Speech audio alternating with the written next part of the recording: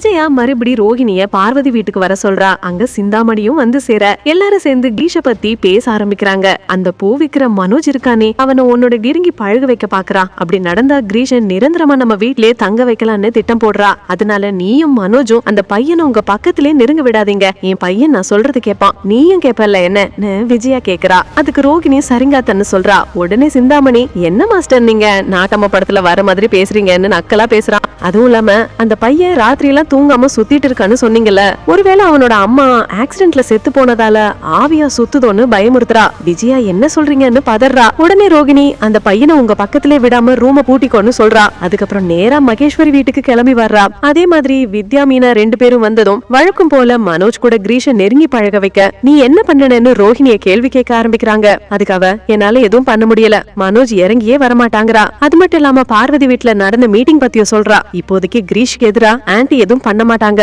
ஏன்னா அவனோட அம்மா ஆவியா சுத்துறாங்கன்னு அவளுக்கு டவுட் வந்திருக்குங்கிறா. அதை கேட்ட மீனா, இப்ப என்ன பண்ண சொல்ற, என்ன கிரீஷ் அம்மா ஆவி மாதிரி நடிக்க சொல்றியன்னு கேக்குறா.